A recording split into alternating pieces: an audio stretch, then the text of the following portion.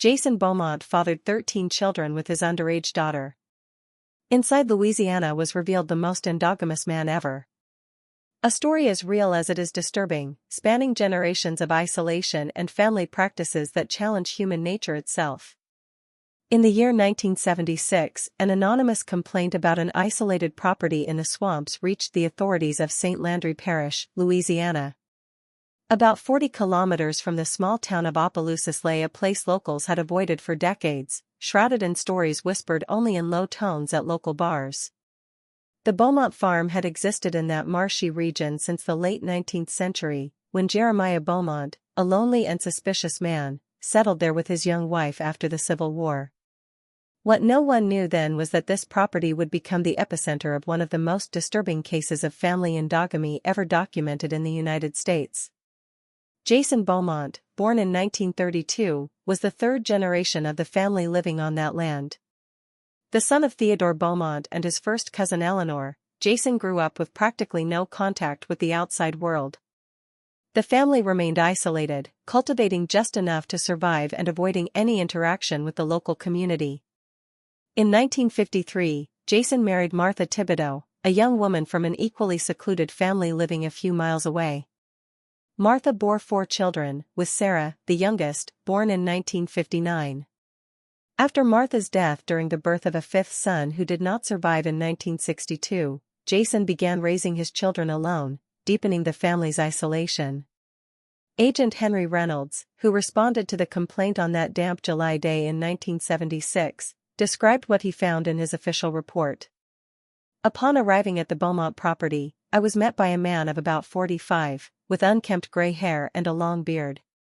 His appearance was disheveled, and he was extremely suspicious. I identified myself as a sheriff's deputy and informed him I was there to investigate a complaint regarding the children's welfare on the property. The man, who identified himself as Jason Bowmont, hesitated but allowed me entry into the residence. What Reynolds discovered inside that wooden house, deteriorated by time and swamp moisture, would haunt him with nightmares for years to come. Inside the house lived 17 people, Jason, his daughter Sarah, then 17, and 15 children, all showing clear signs of developmental issues and peculiar physical characteristics. The children displayed a number of obvious physical anomalies. The report continues, many had facial deformities, motor difficulties, and appeared to have cognitive development below their expected ages. The oldest seemed to be about 13 and the youngest was just an infant. When asked who the children were, Jason simply replied, "They're my children." When asked about their mother, he pointed to Sarah, his own daughter. Check to see if you're already subscribed to this channel. The Bowmont history is just one of many that would remain hidden from society were it not for our investigative work bringing these disturbing realities to light, making us question the limits of the human condition. Subscribe now so you don't miss any details of this case, which will change your perspective on social isolation and its devastating effects. The Bowmont case did not begin with Jason. To understand the depth of this family tragedy, we must return to the late 19th century when Jeremiah Bowmont laid the foundation for what would become one of the most endogamous lineages ever recorded in recent American history. Jeremiah Bowmont arrived in Louisiana in 1868, fleeing a dark past in Virginia.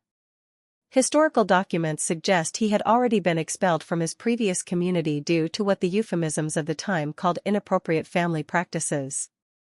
He settled in the marshy region of St. Landry with a young woman presented as his wife, but who later investigations revealed was his sister, Catherine. The Bowmont family established itself in a particularly isolated part of the swamps, explains local historian Dr. Raymond Dissett, who studied the family's extended genealogy. While it wasn't uncommon for families to live in relative isolation in rural Louisiana at that time, the Bowmonts took this to an extreme. They rarely came to town, and when they did, they avoided any social interaction beyond the absolute necessary. Jeremiah and Catherine had 6 children. Only 3 reached adulthood: Thomas, Rebecca, and William. Parish records show that in 1890, Thomas married his sister Rebecca in a ceremony performed by Jeremiah himself, who cited distorted biblical passages to justify the union. From this marriage came 4 children, including Theodore, Jason's father. Theodore, in turn, married his cousin Eleanor, daughter of William. The couple had 3 children, Jason, Marie, and Robert. Marie died in childhood due to congenital heart complications, while Robert had severe cognitive and physical limitations, common characteristics in advanced cases of endogamy.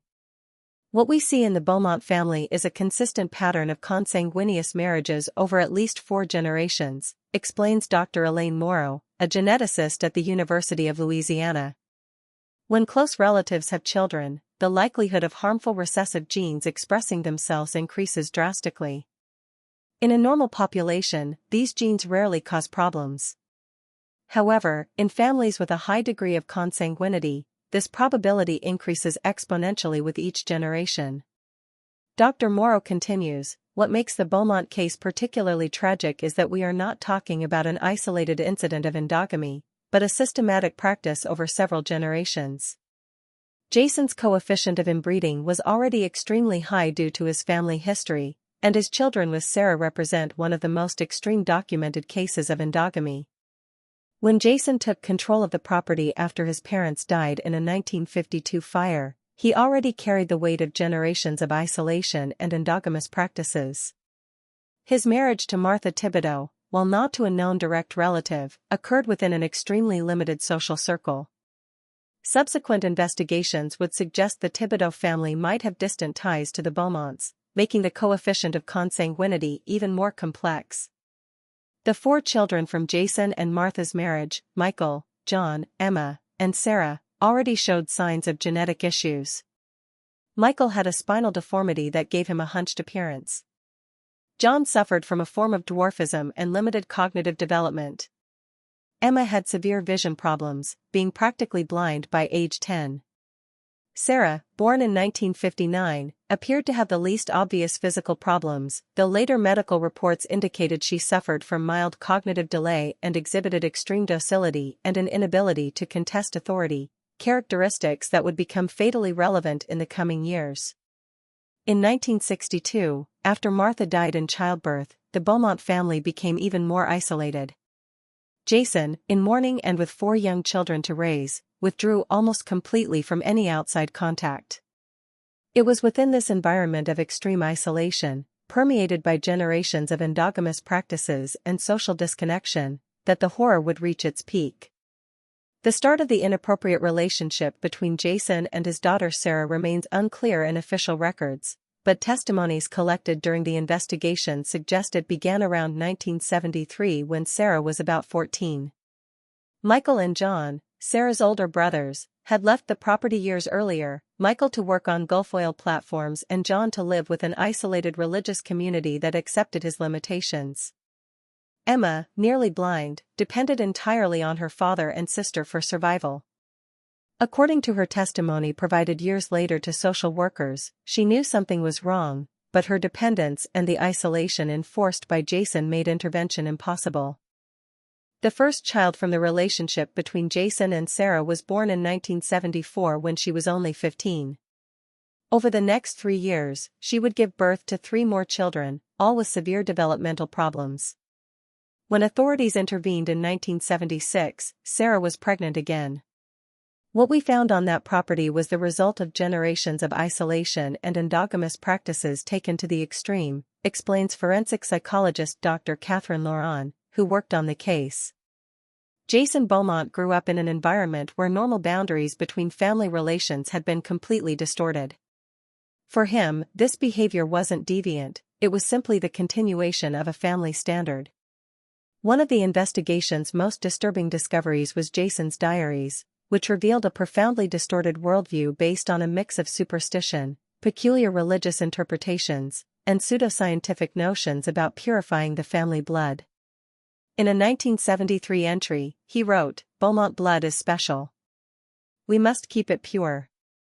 The outside world is contaminated." Sarah understands this now. To you who are watching, this story leaves us in awe. Social isolation can lead to the destruction of an entire family. This phrase reflects the tragedy we are witnessing. It makes us reflect on the importance of healthy social bonds for human development. The investigation revealed Jason had absolute control over the property. A high fence surrounded the perimeter, and the few neighbors who tried to approach over the years were met with hostility and threats. The nearest house was over 4 kilometers away, and the family rarely went to town.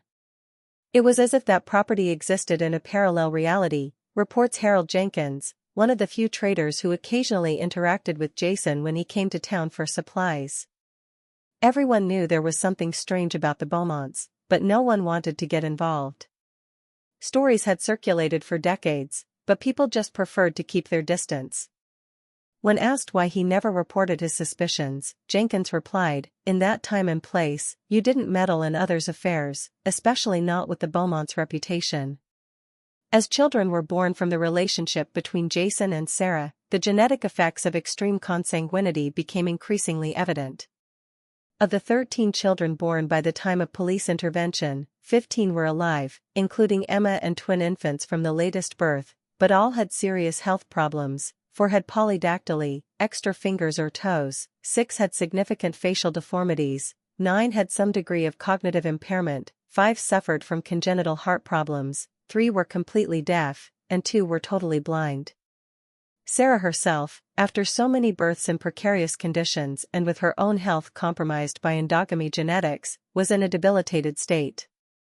Dr. Robert Johnson, who examined Sarah after her removal, reported she showed signs of multiple rapid succession pregnancies, chronic malnutrition, and a complete lack of prenatal care.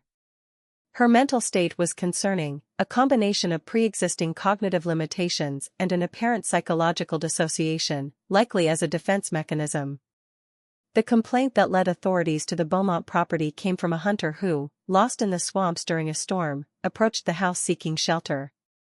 What he glimpsed through the windows was enough that upon returning to town, he went straight to the sheriff's office. "I've never seen anything like it," stated George Landry, the hunter. Children were everywhere. Many of them looked not natural. It was like another world, a place where something had gone terribly wrong. When Agent Reynolds entered the property in July 1976, he began unraveling a cycle of horror that had endured for generations. But the real challenge would be dealing with the human consequences of this family tragedy. The authorities' intervention at the Bowmont property in July 1976 triggered an unprecedented social assistance operation in St. Landry Parish. The 15 children found in the house, 13 born from Jason and Sarah's relationship, along with Emma, Sarah's sister, and a newborn of uncertain parentage, were immediately removed and taken for medical evaluation. Dr. Thomas Williams, the pediatrician coordinating initial care, described it as the most extreme case of medical neglect and genetic damage from consanguinity I have encountered in my 30-year career. Many children had never received any medical care. Beyond the obvious genetic issues, there was malnutrition, parasitic infestations, and signs of prolonged exposure to unhealthy conditions. The case's impact was so significant that an entire wing of Lafayette Regional Hospital was temporarily dedicated to the Bowmont children. Specialists from New Orleans and other states were consulted. The eldest son of Jason and Sarah, then 12, had a rare combination of conditions, including a severe untreated craniosynostosis that caused brain pressure and permanent cognitive impairment. 3 of the youngest required emergency heart surgeries. Jason Bowmont was immediately arrested and charged with multiple crimes.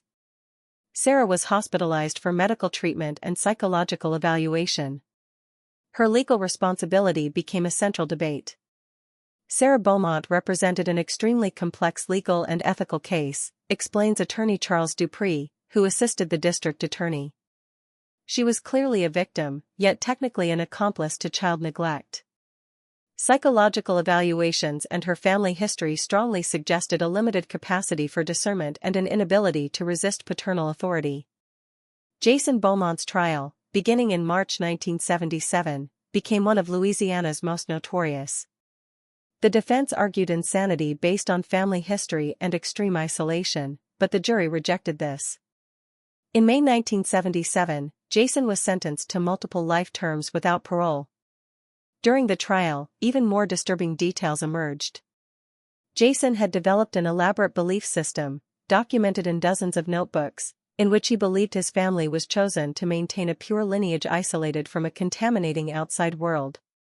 Jason Beaumont's writings reveal a completely distorted worldview, analyzes forensic psychiatrist Dr. Paul Robichaud. He created a family mythology where isolation and endogamy were not just acceptable but necessary for the lineage's spiritual survival. The fate of the Bowmont children became a primary concern. Due to their complex needs, most were placed in specialized institutions. Efforts to find adoptive families faced challenges due to the children's medical conditions and the case's stigma. Emma, Sarah's sister, was sent to an institution for the visually impaired in Baton Rouge, where she later gave enlightening interviews about life on the property. "We grew up believing the outside world was dangerous," Emma reported in a 1992 interview. "Our father said we could only trust family, that others wanted to separate and destroy us. When you hear that daily in complete isolation, you believe it." Sarah Bowmont spent 2 years in a psychiatric institution before facing a reduced charge. Given her victim status and psychological assessments confirming her limited ability to resist authority, she received a suspended sentence and entered a supervised rehabilitation program. In 1985, nearly a decade after the trial, a team of geneticists from Tulane University published a detailed study on the Bowmont family's genetic patterns, which became a scientific reference on extreme consanguinity effects. The Bowmont case represents one of the most extreme examples of multigenerational endogamy documented in modern medical literature, wrote lead author Dr. James Monroe. The inbreeding coefficient of Jason and Sarah's children significantly exceeded any previously reported case, resulting in a near-catastrophic expression of deleterious recessive traits. The study identified over 30 distinct genetic conditions in the children. Nearly 50 years later, the shockwaves of this case continue. Jason Bowmont died in prison in 1989 at age 57, showing no repentance. Sarah Bowmont, after years of intensive care, built a relatively stable life under a new identity in a small Texas city until her death in 2011 at age 52. Her long-term therapist, Dr. Richard Hamilton, noted she never fully overcame the trauma but achieved a level of functionality allowing some quality of life. Of the 15 children found in 1976, only 9 survived to adulthood. Thomas, one of the youngest who was 2 when rescued, became an advocate for children in vulnerable situations despite his own physical limitations. "What happened to my family wasn't just the result of one disturbed man's actions," Thomas said in a rare 2018 interview. "It was the culmination of generations of isolation, inadequate education, and cultural distortions that allowed destructive patterns to normalize." Endogamy was just the most visible symptom.